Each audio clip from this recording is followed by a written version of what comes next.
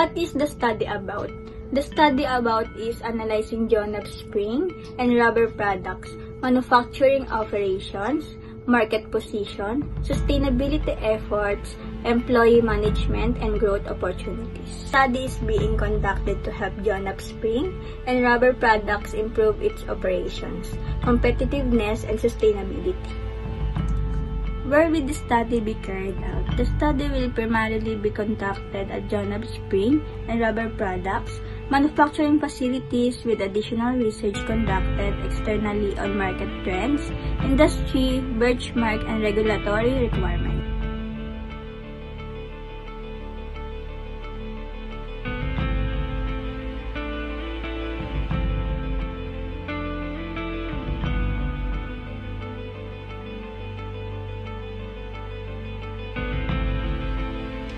Good afternoon. Ano po yung name po pala mo?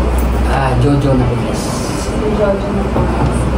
Sir, regarding na po sa business niyo po, kailan po, paano at kailan po nagsimula yung business niyo po? Nagsimula ito, year 2000. 2000. Maalan po po po yung June 26. Year 2000. Pero wala pa akong wala pang permit ko na. Kasi nag-permit kami 2006 na. So, much po yung capital to start? Capital? Kasi 2000 pa. Yan, 2006 pa. Maliit pa yung nag-start na kami ng isang makina. Isang machine. Siguro mga 30,000. Machine yun. Kami naman doon, parang trading, bibili namin sa Manila, nabibili ng item, tapos ibibinta rin. Kumbaga, pencil o parang gano'n. Depende sa requirement ng client. Kunyari, ang client meron PO na nabibili lang. Kasi ang client minsan, tinatamad din sila maghanap ng iba. Pag okay na kami, sa amin nabibigay yun. Kahit wala kami product. Kadalasan ganun. Kadalasan ganun yung tinatamad na sila maghanap. Kaya sa amin, meron kaming terms, 30 days, bago bayaran. Kaya yung ginagawa ng iba, kahit wala kami product, binibilin sa akin. Sa ngayon po, ano po yung pinaka-advanced technology to enhance your products? Yung nature kasi ng business dito, for example, pag may idea rin kayo, mga spring kasi kami. Kasi kami, vital tawag din. Mga machines, manufacturing nature dito. So, siguro sa advanced technology, if ever is ang tawag sa late machine. Late machine. Siguro sa mga early technology, kung sa modern, kung sa mga ganyang part ng business, through marketing, sa mga marketing and such, rin kami ng Facebook, gumagamit din kami ng market sales for Facebook, communicating sa customers, meron din mga page. Paano nyo po yung na-measure, na-evaluate yung performance po yung manufacturing? Depende sa drawing.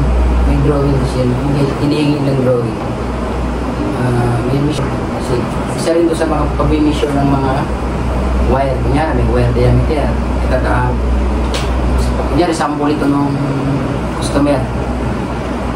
Para hindi ma-reject tayo, susundin natin yung sample ng client na hinihingi nila. Kaya magagamit tayo ng caliper, digital caliper. Masusukat mo naman yung thickness. Kunyari, yung sample nila, 1 mm. 1 mm diameter. So yung gagawin natin, 1 mm din. Tapos, outside diameter, para parehas yung outside yung susukatin. Outside diameter. Tapos yung pitch, yung pagitan, yung distansya ng spring. Sunod yung length, mahaba. Kasi mayroong spring na maiksi, maliit lang, may malaki. Depende sa hinihingi ng customer. So Sunod naman yan yung number of coil. Ito. Bibilangin niya kung ilang coil yan. Para parehas. Para parehas. Yun yung pag-proseso ng product. Sa materials naman, raw materials imported ganitong bansa. Binibili rin natin ito sa mga hardware. Yung materials nun kasi wala namang, hindi kami produce ng materials dito. Oo, kasi kami, manufacturer kami. Parang gagawin namin yan. Pero yung materials natin, galing sa ibang bansa. Mayroon naman, ito naman sa mga rubber ito naman walang nabibili sa Manila na ganito na mismo. Kumbaga, bibili kami ng materials din. Tornilyo naman, nabibili lang yan. Nabibili lang sa hardware din. Ito, mamura lang naman yung tornilyo, nabibili lang yan. Tapos, yung ito, pag-process talaga ito, paano nabuo, kami na yun. Kami na yun. Papakita ko sa baba mamaya kung paano ang pag-process ito. Kasi, wala itong nabibili sa Manila. Ito yung mga puting kasi yan, yung mga paa ng langisa, paa ng machine, paa ito ng ng makina, yung para hindi mag-vibrate yung makina. Kasi di ba yung katulad ng washing machine? Washing machine natin, pagka matagal na yan, nagalaw yan parang tumatakbo. Ang tawag din vibration.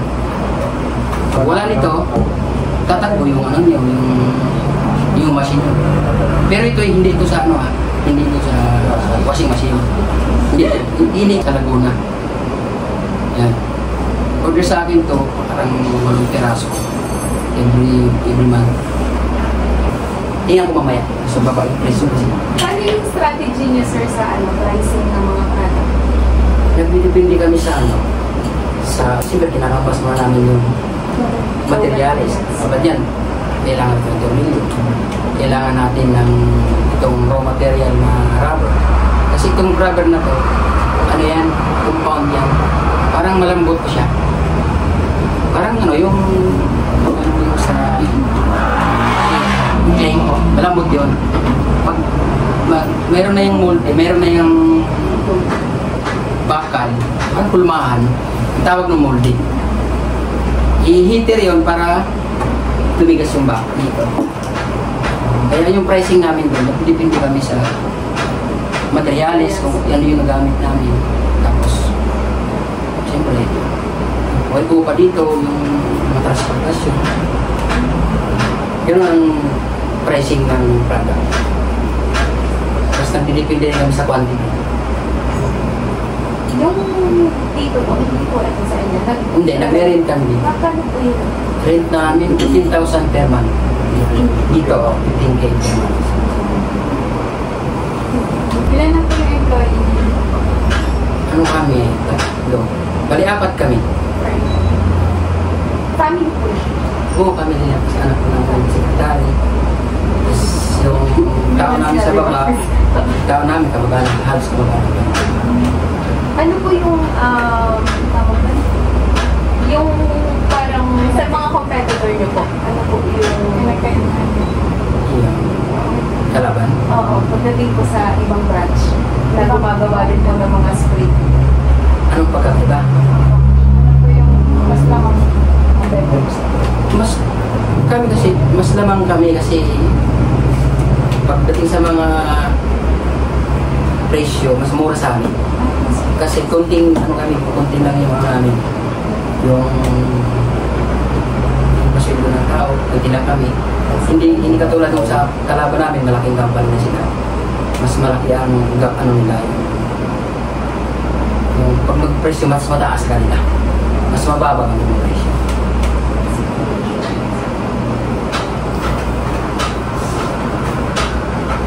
Paano niyo po na-ensure yung compliance niyo po sa mga regulations? Requirements po? Debit? Yearly ang renewal lang naman. Renewal. Ano naman ng company, for example, sa Pasay, or yung City Hall na doon, yung mga BIR, nag-require talaga sila na Every year. Ano yan eh? Every tuwing January yan.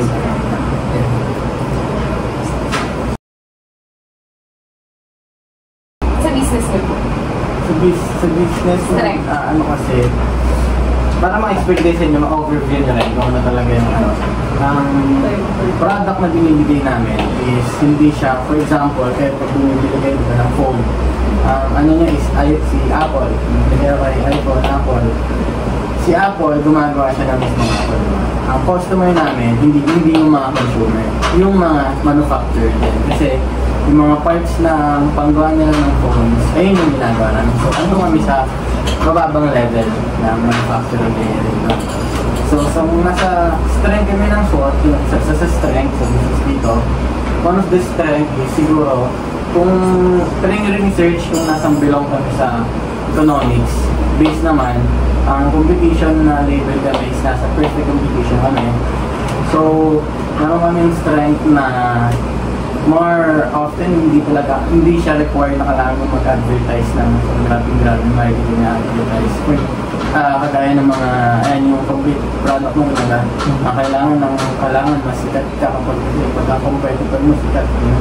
Kami hindi namin kailangan yan. Ang kailangan lang namin is may pakita sa quality. Mga customer namin yung quality. Yung quality yung importante. So, pwede kami isang strike na hindi kami ganun magastos sa advertising. Siguro sa weaknesses. Kailangan lang naman yung customer niya na meron silang kailangan. Pwede siraan sila namin. Yes, itago sila sa amin. Pag-ano muna sila, tawag doon yung quotation. Tatanong muna sila kung kano yung abot. Kung nagkasundo, saan namin gagawin? Sa weaknesses siguro, parang nasabi ko, ano talaga is yung location. Kasi yung ang mga customer madalas sa mga manufacturing natin. So, industrial manufacturing natin sila malaki. And ang gusto nila, once na kailangan sila ng item, gusto nila lagi. Yung quality and ang pinaka-is, mabilis agad ma-deliver. Kasi kapag nag-order sila, gusto nila deliver agad. Mayroong mga instances na kung for example, paano nasa mga malalaking hindi na ma-abot. So, ayun yung isang weakness. Kasi hindi na siya abot. So, hindi rin ma-abot ng mga sales namin, mga market namin. Sa location wise, din Sa opportunities niyo? ano ba?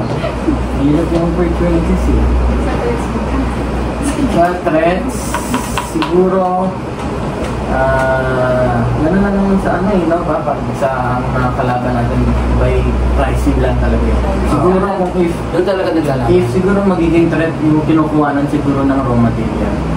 Kasi once na, for example, tayong dalawa magkalaban dito, pag ikaw nakahanap ka ng mas mababang raw material, so yung marginal pricing, yung magiging marginal sa raw pricing mo, tapos yung kakantak mo lahat ng mas mababa.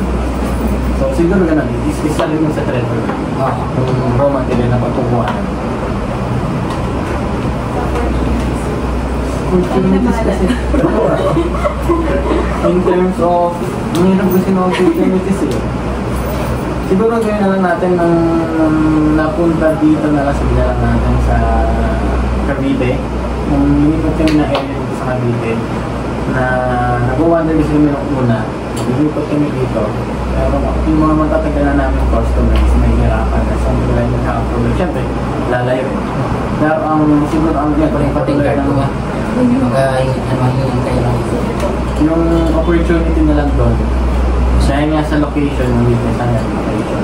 Yung location pala dito is marami yung mga ibang customer dito pala dito na naging na siya opportunities na rin sa amin na nakilala din ng iba. Parang naghahanap rin pala sila ng makukuha na malapit na spring kasi yung mga gumagawa ng spring bago madalas na sa maladayo. Meron na pala mas malapit dito. So, yung magandang opportunity na. Meron din minsan yung mga tinatawag namin walk-in. Nakikita nila na may gawa pala ng spring. Dati, papagawa sila Kalukan, malalayo pa. Yung ginagawa ko, pagkataon na namin nga, dito pala malapit. Dito na sila nabili. Tapos i-compare naman yung presyo. Ako wise din ako tinatanong ko rin yung kung magkano kalab nakuha natin dati.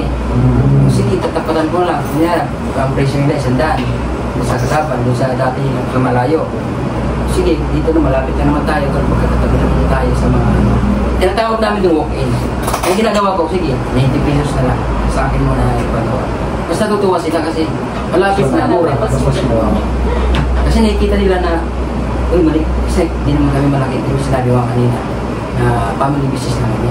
Hindi kami malaking company. Kaya doon namin talo ang malaking company. Katulad ng mga kalaban namin.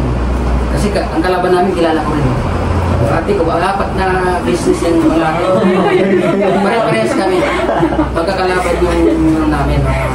Kahit magkakamag-anak kami. Kaya pag alam kong customer na ng ate ko, sinasabi ko na hindi pwede kasi ate ko yung makasama. Pero kung namimilit talaga sila, sige, huwag na sabihin sabi ko. Kasi namimilit minsan na huwag na kasi malayo daw. Kasi ang ate ko sa Santa Rosa, Kalamba, malalayo sila.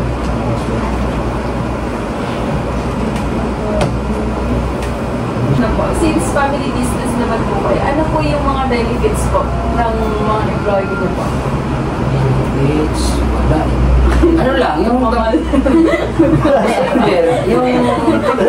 mayroon lang bonus sa December, ganun na. May bonus yun. Magkano po? Okay, bakit ka ba? Pabili lang kasi, anak ko lang naman ang siguro. Siguro matatanong mo yun sa mga malaking kapal.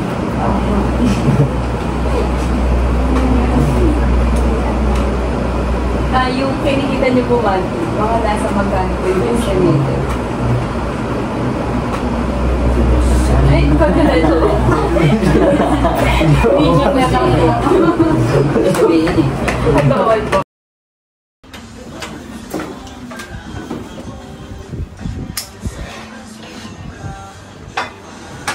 Nagamit na tayo ng... Kasi mainit yan eh. Okay. Mainit.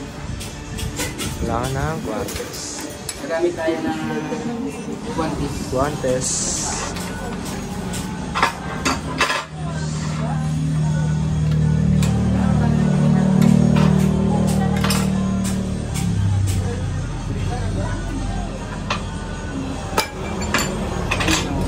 Prada. Ito yan, gulong yan. Mainit pa po yan? Oo, mainit yan. Ito hindi na mainit. Yan. Ano po ito? Ano yan eh, sa mga trolley. Gulong yan. Okay. Ang galing. Tikas na. Yan. Tapos ito yun, di ba sabi ko sa inyo, malambot. Malambot muna yung, siya. Ito yung raw material. Malambot pa siya para siyang clay. Okay. Tapos ilalagay dito, ito yung tawag na molde. Okay. Ano yan eh, hulmahan. Molde yan. Lalagay dito. Tapos, yan, papasok na doon sa dito sa maghihintay lang na siguro 5 minutes. 5 minutes. Hindi, 5 minutes pala. 13 minutes bago maluto. Okay. Yan.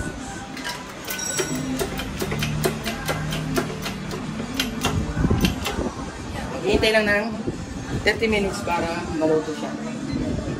Ay, may tayo. Ito yan, press namin. Gulong. Gulong. Tawag ito late machine ha. Light machine. Late machine. Hindi. Ano ito? Machining. Nga ito, bakal.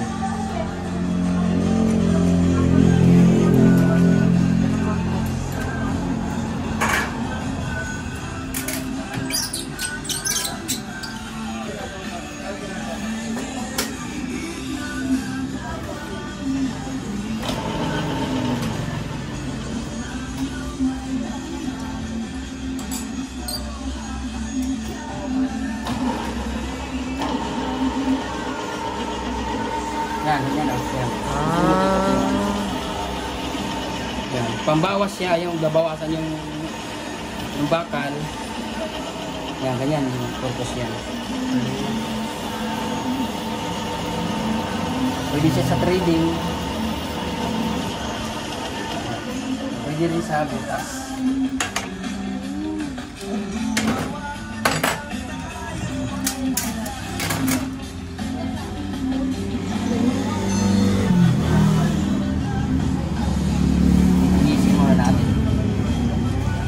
Trabaho niya. Machine.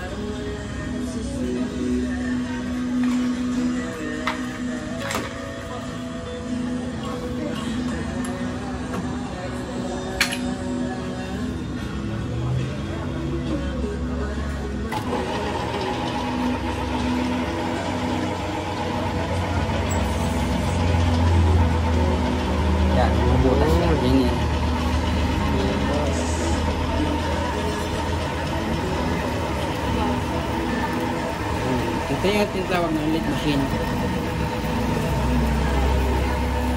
Depende sa drawing na hiningi.